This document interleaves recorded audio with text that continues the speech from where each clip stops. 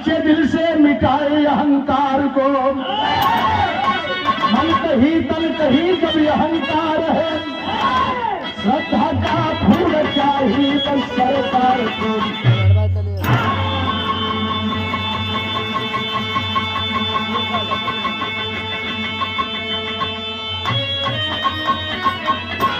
बंशी व्याधा जो शिव की करे अर्चना, अश्व की रात तन पर लगाता था, यशु नयन में भरे मास चारों यशु के चढ़ाता था।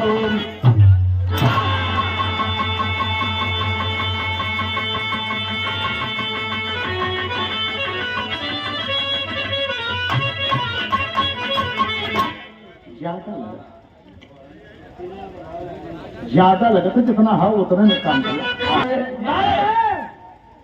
सच्चाई है, इतिहास उठा के पढ़ेंगे तो यही पता चलेगा कि गरीब समाज में पैदा हुए।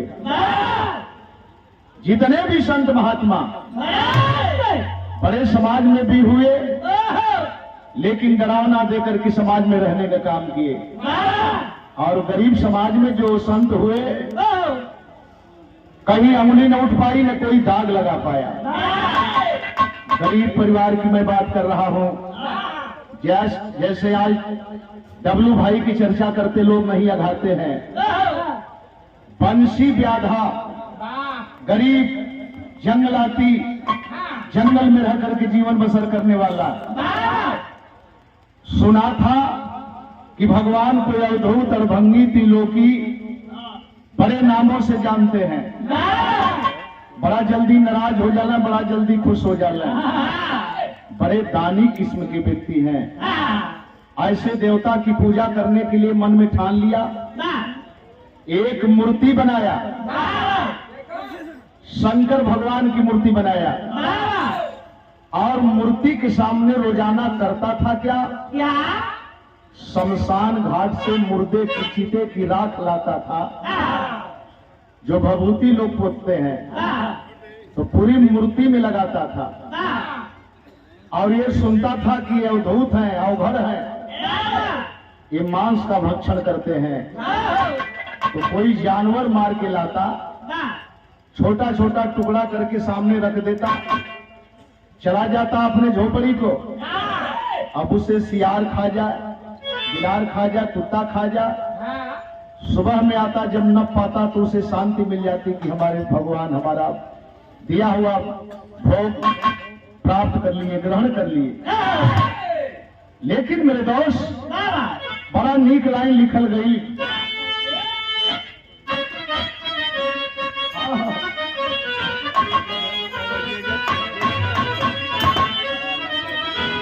अरे पिया जिसको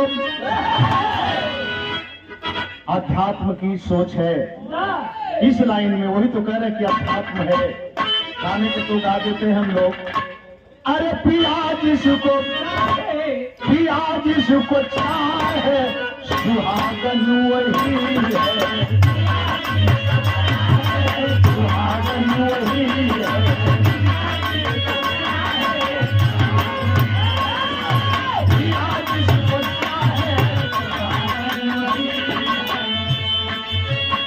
जिसको चाहे सुहागन वही है,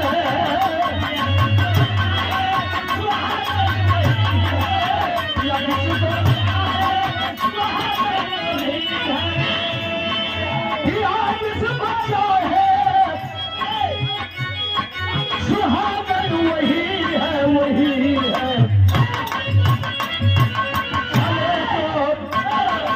चले जो बिहार में अभागन वही है,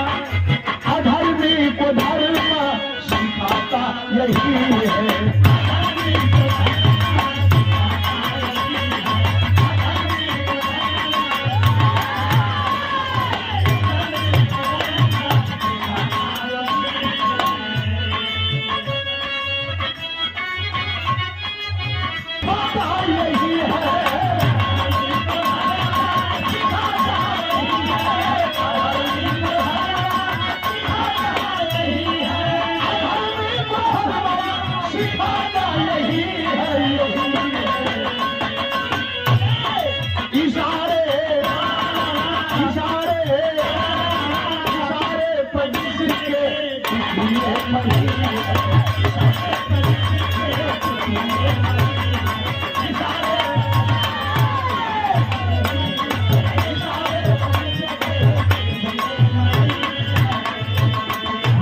लाला भाई काशमाबाद कुतुबपुर मोड़ लाल ललरिया लाल नर नार नार नार ननरिया बंसी प्याधा एक 5 वर्ष का लालन था, बड़े ही प्यार से उसका वो करता पालन था। पति के साथ एक गर्भवती नारी प्रसव पीड़ा में पड़ी खटिया पर बिचारी। अचानक नाग दशा बच्चे को हरिया करके बच्चा मर गया द्वारे पर झटपटा करके। पारिवारिक भैया प्रेम से बैठ ला लोगों, संख्या काफी है, जगह थोड़ा सा कम पड़ती है। पोखरा होगा तोरिया तो ढेर जगह है, लेकिन हम ही न चाह कि केहू भाई उमन गिरे पड़े। आप सबका सुकून हम लोगों को खुशी मिलती है।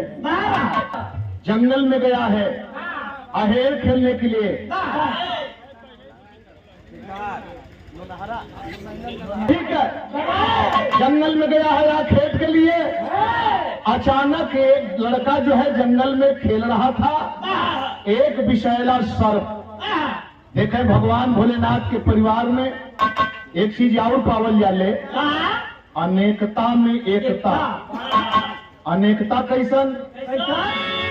केहू का सवारी बैल कर, केहू का सवारी शेर कर, ये अनेकता हो गई। केहू का सवारी मूस कर और केहू के गले में सांप, ये केहू का सवारी मोर कर, यानी एक दूसरे के दुश्मन, लेकिन फिर भी अनेकता में एकता देखी गई। अच्छा तो ये लड़कवा जंगल में खेल था, एक विषैला सर्प दौड़ाते हुए आया, मड़ई में प्रवेश कर गया लड़का। और जब प्रवेश कर गया तो लड़कवा के पैरवा में लिपेट के गिरा दिया। बच्चा चिल्ला रहा है, डंक मार रहा है सर्प। बच्चा चिल्ला रहा है, मम्मी मम्मी मुझे बचाओ, माँ मुझे बचाओ। मतारी अंदर से बाहर आती है, अपने बच्चे को इस पोजीशन में देख करके घबरा जाती है। जौने समय लड़का के सरफ डंक मारत रहे, वो समय असह वेदना, प्रसव पीड़ा का असह वेदना। मैंने बताया ना कि गर्भवती है, लगत है कि अब बच्चा पैदा हो जाए। इतना पीड़ा में पीड़ित हो गई कि बगल चरपाई पर गिर गई, उसे इतनी हिम्मत नहीं आ पाई बाहर निकल करके और लोगों को बुलाऊं, अपने बच्चे के लिए दिखाऊं। और तब तक देखती क्या है कि मेरा बच्चा सर्प के डंक मारने से मर गया। लड़की एगो पैदा हो गई, वहां देखे थे कि बच्चा के सांप काट दे मर गल, और हर असह वेदना में एक लड़की पैदा हुई।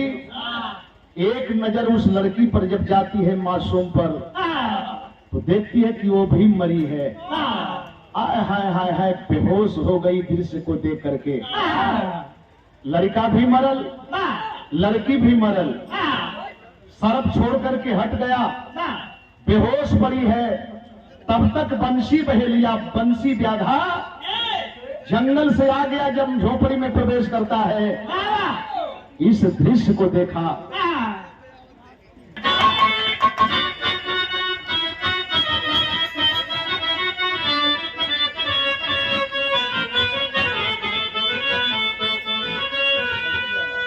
हर गवना कराई की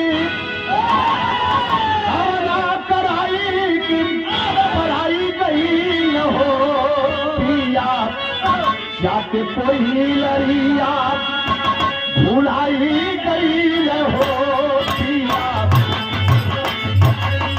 भुलाई गई हो पिया।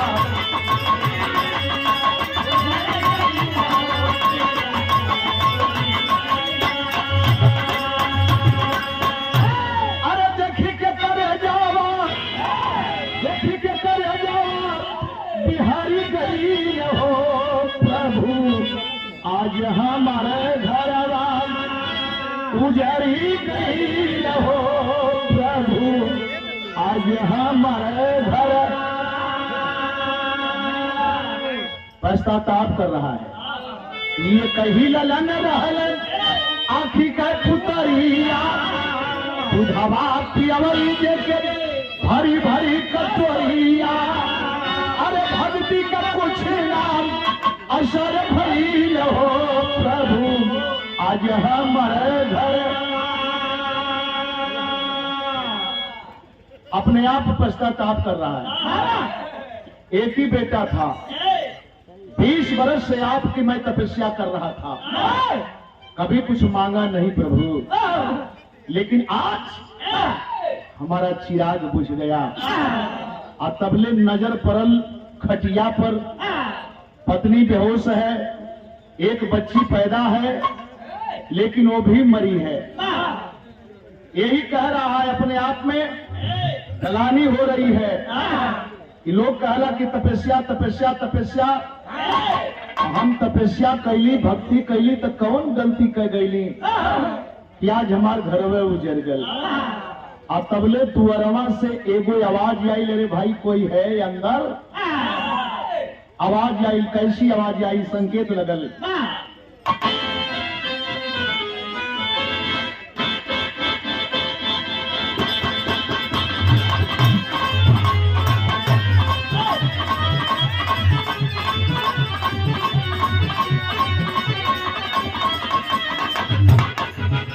सत्यपाल भैया गौरा से और लाइव देखना है। वाह इतना मेहनत करके है। और अजय बाबू, अजय बसपोर, ये 50 रुपया पुरस्कार।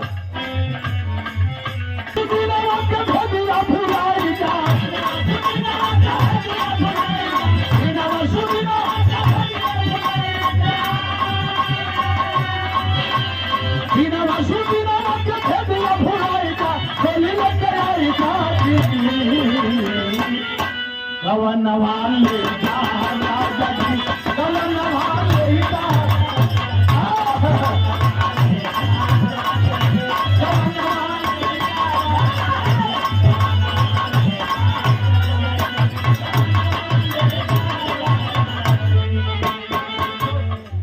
निसार अहमद कुड़री वार्ड नंबर 2 से क्षेत्र पंचायत पद के प्रबल दावेदार। बहुत बढ़िया, बहुत बढ़िया। निमोटा कसले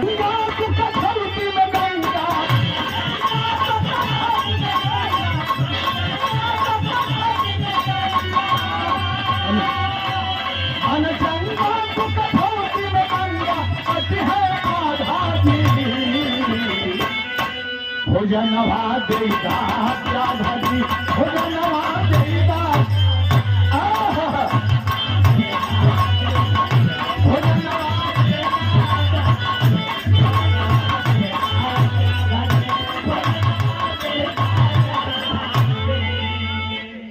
आंसू है, आंसू पोंछते हुए बाहर निकला, लेकिन एक बुजुर्ग आवाज दे रहा है। बोला क्यों रो रहे हो? आंस पोंछ लिया, विचार करेंगे। आंस पोंछ करके बोला कि नहीं बाबा रो नहीं रहा हूं, बीड़ी पियत रही धुआं लग गल है। कहा कि नहीं बाबा बीड़ी पी रहा था, धुआं लग गल है, आंस भर गई है।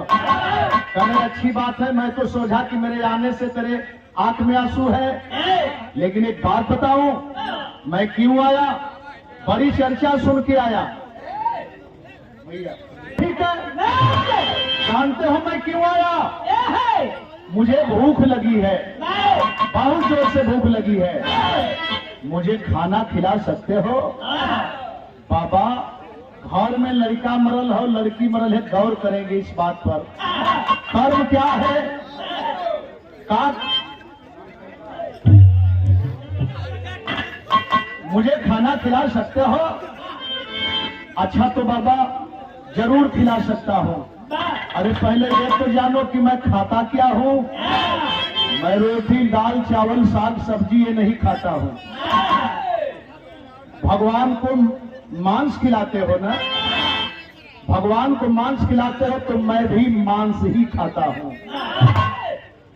सोचत हुआ भगवान के तो मांस जाइला लियाइला खियाइला आए है धनुष बाण की तरफ ताकत हुए अंदर जात हुए बहरे आवत हुए अंदर जात हुए बोल पड़ा बुढ़ा मैं समझ गया तेरी मजबूरी है लेकिन सुनो जो भगवान को मांस खिलाते हो वैसी मांस मैं नहीं खाता हूं मैं आदमी की मांस खाता हूं सारी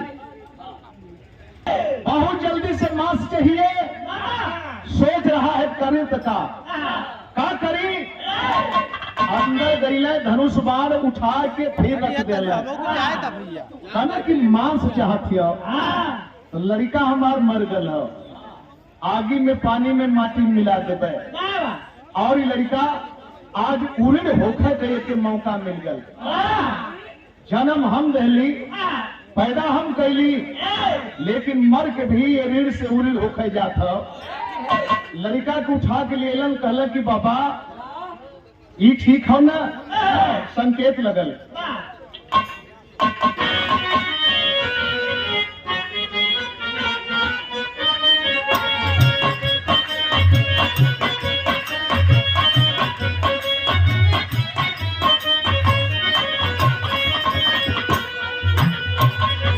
सिकिया मोतीली पीली गरिया बांधवली गरिया बांधवली मुसवाया कन्या कैली आज जब सामने कैले तो बुढ़ा बोल पड़ा सतयुग में सुना होगा त्रेता में सुना होगा द्वापर में सुना होगा मैं बाघ शेर नहीं हूं लोग जाते थे 100 कुत्ता लेकर के बाघ लेकर के शेर लेकर के कोई आरा से चिरवाता था कोई टुकड़े टुकड़े काट कर खाता था मैं तो तुम्हारे जैसा आदमी हूं इसे भी छोटा छोटा टुकड़ा करके जैसे भगवान के सामने रखते हो वैसे मेरे सामने रख दो सोच में पड़ गया जवने लालन के कबहू बुभिया से छुअली नाहे सिकिया से छुअली नाहे कैसे काटकारा साहू ठार भले मरगल हत का बुढ़ा बाप रही है मर गल रही है तब तो हिम्मत ना पड़ी कि टुकड़ा टुकड़ा कर दे लेकिन बोटी बोटी काटियावा भरवा के पेट बानन बुढ़वा के पेट बानन आने लाग पूछा मन लाय एक एक पीस उठाता गया निचोड़ते गया निगलते गया अरे पेपर कर नसिया तुम होई गई हो तुम होई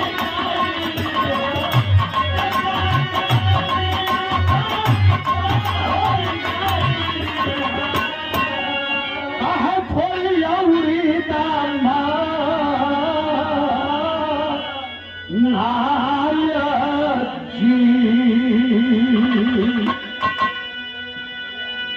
अंतिम पैर पंजा पकड़ के निचोड़ रहा है और सर नीचे किए ही कह दिया थोड़ी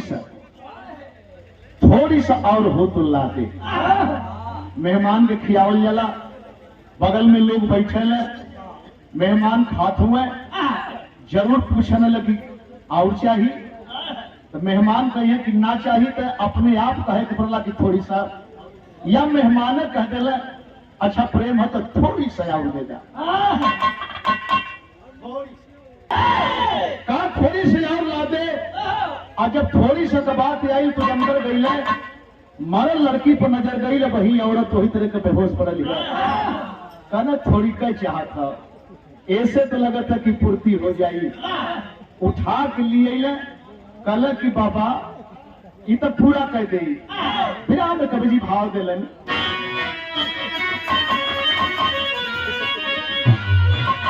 अरे ममता कभी कले जाही गयम ममता कभी कले जाही गयम वसुधा काट गई प्रभु का ऐसी पका बोला बुढ़ा बोटी बोटी इसको भी लीजिए लगाए। खूब कराया भोजन हमको रक्षा करेंगे नमः शिवाय। खाके व्याधा आगे बढ़ गए तबले नारी होश में कैली आए। हाय हाय हाय हाय हाय भैया आवत हुआ तयावा से आदमी हुआ नारी होश में गईली आए। औरतिया के होश आ गई।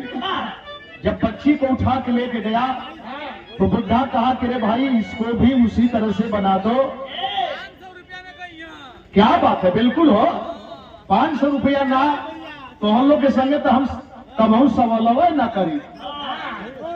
डबलू भाई के कर्म का ये संज्ञा गावत है। डबलू भाई के कर्म का परिश्रम का मेहनत का भक्ति का भाव दर्शावत है। ध्यान देंगे टुकड़ी टुकड़ी काट के सामने रखलन आया है वो निचोड़ गई। अंतिम पैर एक बचा है उसे निचोड़ते हुए वो बुढ़ा दरवाजे से यही कहता चला ओम नमः शिवाय, ओम नमः शिवाय। भगवान तुम्हारी पग पग पर मदद करेंगे। बहुत इज्जत किया, जैसा सुना था वैसी कदर किया। कुछ हड्डी गुड्डी देखी, उस व्यक्ति को निचोड़ते हुए देखी। समझ में बात आ गई। वो बात कहली कहली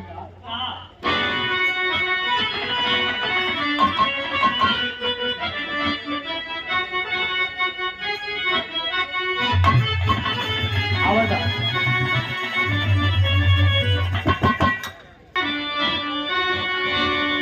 हरियर पासवात अरे बनली बहालिया ऊपर से लाला पाओ हार हो।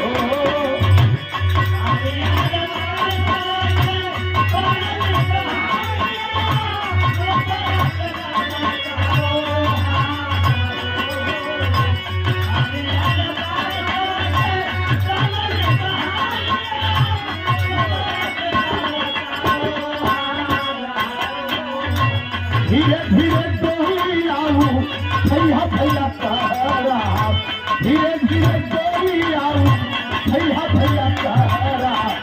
मिले नया लानिया मार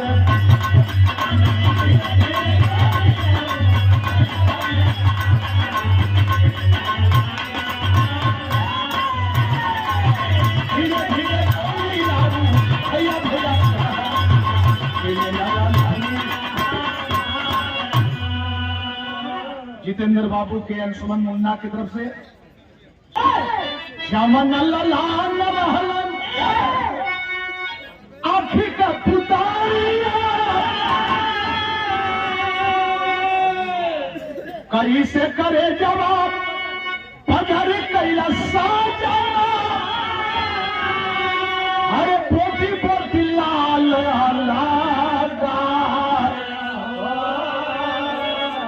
हदिया पतोड़ देगा गज भर का फलिया गंगा में देवा पहावा। हमरे बचवा क्यों खाए के जात हुआ न दिक्कत होले अभी 10 दिन पहले से तैयारी करे के होला। कहाँ करेंगे? हाय शांत हो गया अपनी पत्नी की बात को सुन करके। लेकिन एक बात कही मेरे दोस्त करेजा को पार कर गई। ये बात कही क्या करी सर? कहती क्या है?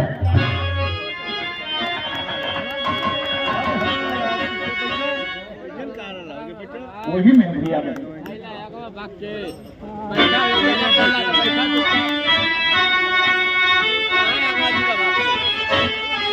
अरे कहावा छिपाला हमारे आँखी का पुतारिया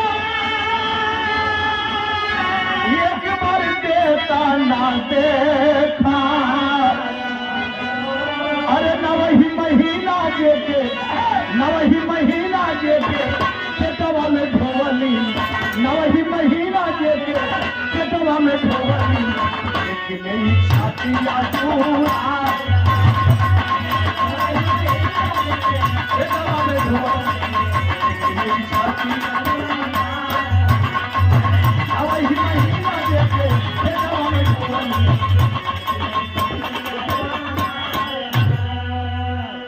ए स्वामी लड़कवा के तन मान ले कि वो खाए के जात हुए, लेकिन एगो बच्ची पैदा कैली ओके देखे ना पौली भर नजर कि तो होके पड़ल है कि हमके पड़ल है।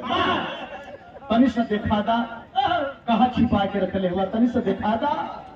बंसी प्याधा खड़ा हो गया, बोला भूखला की अन्न यो पियसला की पानी। यही बदे बेटी बेटा के न पालल जाला, यही बदे बेटी बेटा के पालल जाला।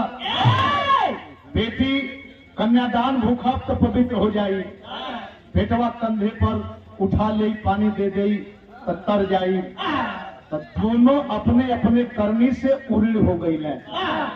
जवन बाद में करता है वो अजुए कह के चल गई सब।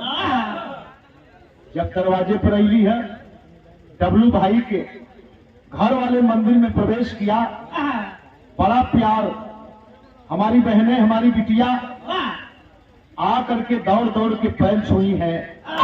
एक बार सोचने को मैं मजबूर हो गया कि बाहर परिवार, बाहर प्यार, बाहर कर्म, बाहर सत्यता, यह कुछ सच्चाई है। आय है पति की बात सुनकर के पत्नी शांत हो गई। मेरे दोस्त सूरज उगा, और जब कल का सूरज उगा तो कल के सूरज उगते ही देखा होता क्या है।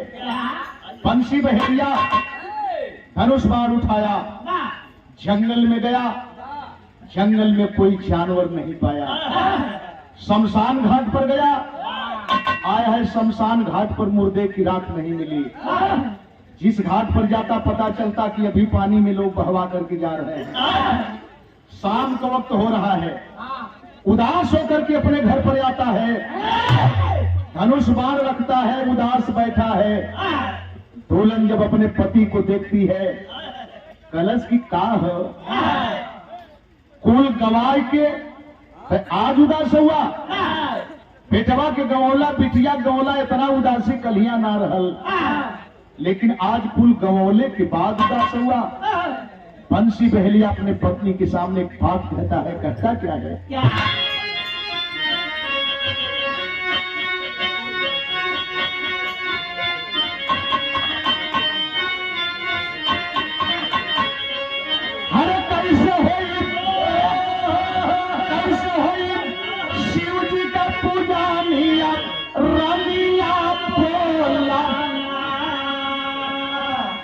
भस्म राख ना मिलल यही जुनिया रलिया बोलना।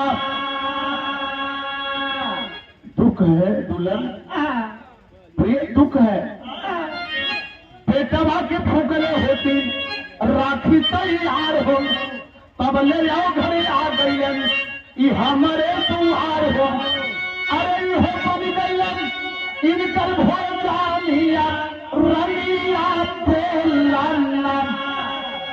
बिरथा हो खल चाहले जीवनिया रलिया बोलना। दुल्हन सुन रही है, कल की कलिया लड़कवा रहल, अगर ई दिन देखे कि मिले हो तो कलिया होके फूंक के रखिया तैयार कर ले होती, भभूतिया को तैयार कर ले होती। लेकिन ये हम का देखत है, मूर्ति की तरफ ताक करके उलाहना देता है। अरे 20 बरस से कैली हम इनकर सेवकारी हो, तनिक घर में आज तपस्या माटी हो खर्चाई हो। अरे घर घर बरसई लायकिया से बनिया रलिया बोला नाम, और सुन के भतिया कहन लगी रलिया रलिया बोला नाम।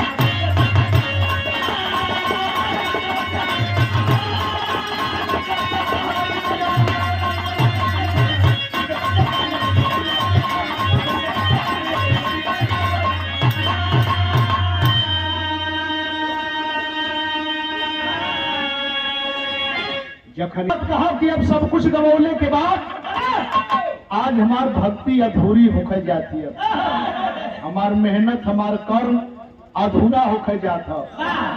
दुल्हन हसल काला फूल गवौला, आज गवा की अधूरा अपने के साबित होता हुआ। एक बात कही यही के कहल जरा कि कबहू कबहू पत्नी बड़ी ऊंचाई का बात कह के अपने पति के हौसले को बुलंद करती है। कही क्या?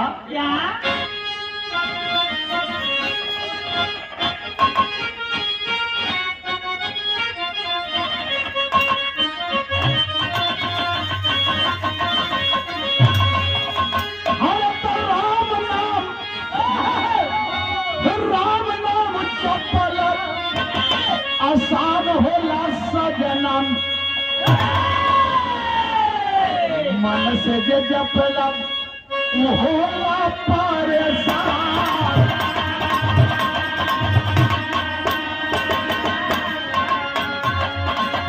कहले मुनरिया स्वामी देरी ना लगावा, कहले मुनरिया स्वामी देरी ना लगावा। लकड़ी पर तोरा हम पहले नहान,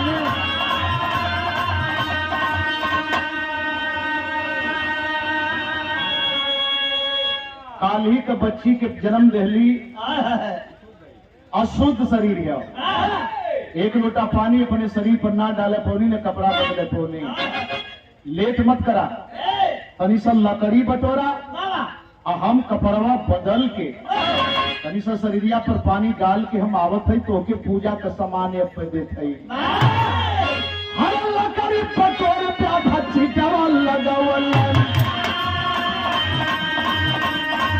अब चितवा पर बैठ गई जोरी श्रीमान।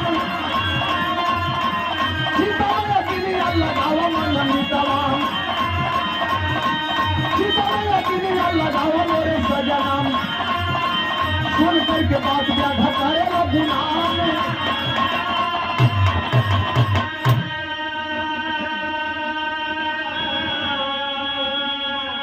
लकड़ी बटोर रहा है, दुल्हन स्नान करने गई। पानी भर में लकड़ी बटोर करके इकट्ठा कर दिया और जब इकट्ठा कर दिया बड़ा चिट्टा बन गया तो कहती है कि अब देरी मत करा, हम काम करे जाते। वो लकड़ी के चट्टे पर बैठ गया और जब लकड़ी के चट्टे पर बैठ गया तो ललकारती है, देरी मत करा स्वामी, देरी मत करा। पति के सेवा में पत्नी का अगर शरीर काम में आ जाए तो उसके लिए जन्नत है स्वामी, जन्नत है।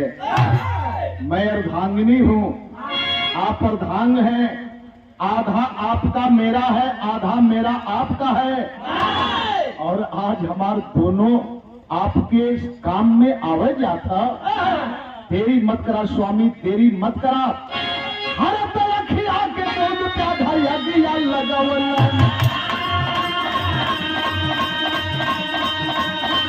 अब चितवा पर चली गई गोरी सुखमान।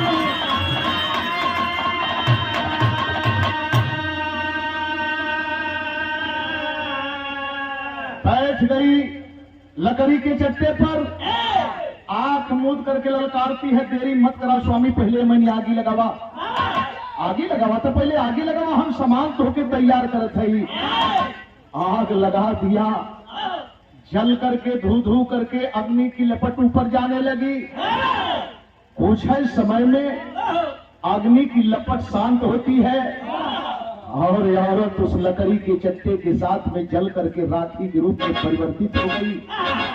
देख रहा है, और जब राखी के रूप में परिवर्तित हो गई तो हाथ में राखी उठाया, इस प्रस्तर की मूर्ति के सामने गया, बोला प्रभु कभी कुछ नहीं मांगा, कभी कुछ नहीं मांगा, लेकिन आज मांगूंगा प्रभु, आज मांगूंगा। और मुझे भरोसा है, विश्वास है कि आप इनकार नहीं करोगे। आप सबको देते हो, हमको भी दोगे, लेकिन मंगल का हर काल देहिया चलाई न करना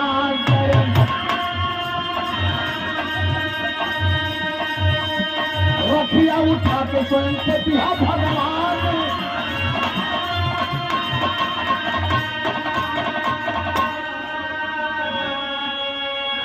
आज तक पूजा कैले थी, आज के पहले पूजा करत रही है, औरत एक ओर से थाल में आरती लेकर के ओम नमः शिवाय की गीत गाती थी। बेटा हमारा घंट बजाता था, डमरू बजाता था। आज मैं सब काम कर लूंगा, पूजा भी कर लूंगा, घंट भी बजा लूंगा, डमरू भी बजा लूंगा, ओम नमः शिवाय की गीत गा के आरती भी कर लूंगा। लेकिन यह मांगत है भगवान कि काल हम अपन शरीर जलाई, काल हम अपन शरीर जलाई और केहू दूसर यहाँ हो ना, अकेले आप हुआ अकेले हम हैं।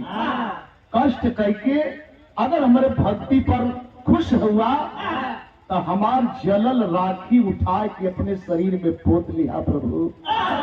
अगर आप पोत लेंगे तो मेरी भक्ति सफल हो जाएगी। इतना कहे कि जो ही राखी पोतल चहलस, अरे डमरू बजाओ खोला लनवा आई गई, डमरू बजाओ खोला लनवा आई गई। ओम नमः शिवाय की दावत श्रीमान, ओम नमः शिवाय की दावत श्रीमान। अरे दुनिया में भेद के नाम से छोकरी नाम, दुनिया में भेद के नाम से छोकरी नाम। अपन किया फूल प्यादा धंधा भगवान।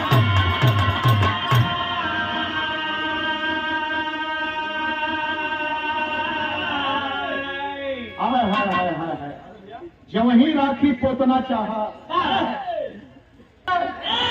आया है देखत हुए औरत वहां से गोदी में बच्ची दबौले आरती ले ले ओम नमः शिवाय की गीत गाती आ रही है। बच्चा हमारे डमरू बजावत हो, आंख खुलल बंसी व्याधा कहा प्रभु इतना गलत काम हम कैली कि हम असफल हो गईली। 250 दोनों तीनों सफल हो गई, हम असफल हो गए प्रभु। हमने नहीं पाया लेकिन हमारा परिवार पा गया, हमारा परिवार पा गया। का हमके कोनो जगह ना हो प्रभु, हमके कोनो जगह ना हो तो गौर करेंगे भक्ति पर सफलता मिलती है। मिली कहाँ?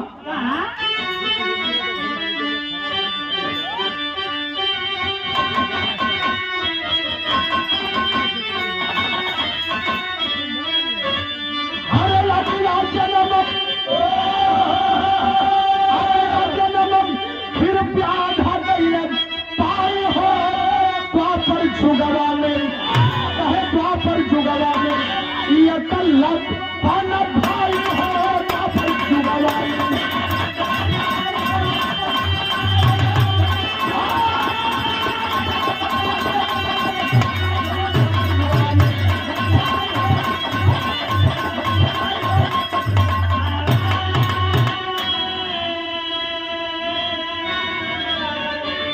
एक चीज पावल गए, वहां भी मूर्ति की पूजा, यहाँ भी मूर्ति की पूजा।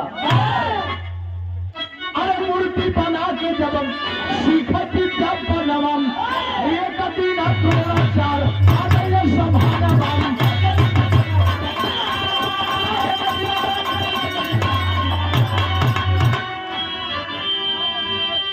पता चलता है द्रोणाचार्य के पास विद्या सीखने गया था और द्रोणाचार्य फटकार दिए थे, तुम अछूत है, तुम शूद्र है, तुमको मैं विद्या नहीं दूंगा। चार फटकार करके भगा दिए थे, तुम शूद्र है, तुम शोषित है, तुम दलित है, तुम बैकवर्ड है, तुम एसटी है। मैं ऐसे लोगों को विद्या नहीं देता हूँ, मैं तो केवल क्षत्रियों को विद्या देता हूँ। लेकिन मैंने बताया ना पहली लाइन में, संत हो महंत हो जितने भी लोग भक्त हो अपने बहादुरी से अपने कर्म से ऊंचाई के शिखर को छूने का काम किए हैं। और वो भी अगर इतिहास को पढ़ा जाए तो सारे लोग गरीब समाज से मिलते हैं। हुआ क्या? मूर्ति बना के जब शिखर विद्या बनवाम, एक दिन तोरा आ गई उनके संभालवाम। हाय हाय हाय हाय हाय, कुत्ता देख करके काला कलूटा शरीर को भौंकने लगा। पांचों भाई पांडवों को विद्या दे रहे थे, सिखला रहे थे। और तब तक देखा कुत्ता भौंकने लगा, और जब भौंकने लगा तो बाण मार करके कुत्ता के मुंह को भर दिया। आवाज बंद बाण, आवाज बंद बाण मारा, और आवाज बंद बाण मारने वाला केवल अगर कोई पैदा था तो वीर अकेला भी पैदा था। देख ले द्रोणाचार्य, कहला कि रे जो चीज मैं देना चाहता हूं अर्जुन को, मुझसे पहले कोई जान गया कैसे? नजदीके गईले, कहला कि बेटा कहाँ सीखे हो? कहला कि सिखले हैं वही मरैया में हूं मैं। कहला कि मुझे दिखाओ। जब पर्दा हटाया, अपने रूप को देखे तो बोले कि बेटा दक्षिणा नहीं दिया, विद्या ले लिया। कहा गुरु मांग लीजिए, मांग लीजिए क्या चाहिए? बाहर गुरु और बाहर शिष्य। अरे दक्षिणा दहीना उठल हलक दवाई हो द्वापर जुगवा में, द्वापर जुगवा में ये कल्लभ वाला भाई हो।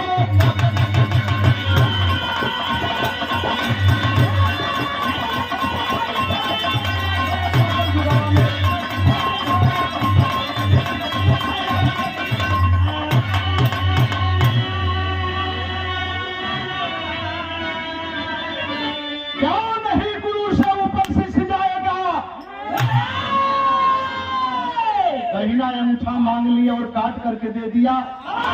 एक चीज की कमी थी जिसके लिए हम लोग हर प्रोग्राम में आपको संकेत करते हैं।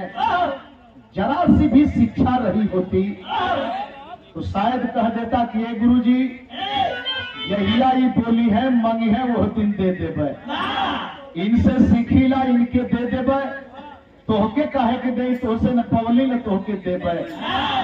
और इसी बात को लेकर के ग्वालियर में ये अंगूठा गाड़ दिया गया। वीर एकलव्य का शिष्य विमुख अंगुली बांध करके, अंगूठा बांध करके अंगुली से बांध चलाता था। पहुंच गए ले थोड़ा, कहला कि बेटा तू अंगूठा क्यों बांधे हो? कलश के हमारे गुरु का धोखा से अंगूठवे से कटवा ले, तो हम ऐसे अंगूठवा बांध के बाण मारी ला कि अंगूठवा का कबहू प्रयोग न करम न तय अंगूठा हमार कटी है, और हम अपने दोनों अंगुली से बाण चलाइए। शिक्षा के बिना जिंदगी अधूरी है। हर काम करते रहिए लेकिन अपने बच्चों को तालीम देने का काम कीजिए। गुरु बिहारी भुवनेश में खत्म हुआ दस्तान, जीवन चंद्रिका कवि के सौ पर चल से प्रेम। अरे ममता कैसे मन खाना बन गई, ममता का भी गले जाहिए, बचवन नंदलाल के सब प्रभु का भेजा, ममता का भी गले जाए।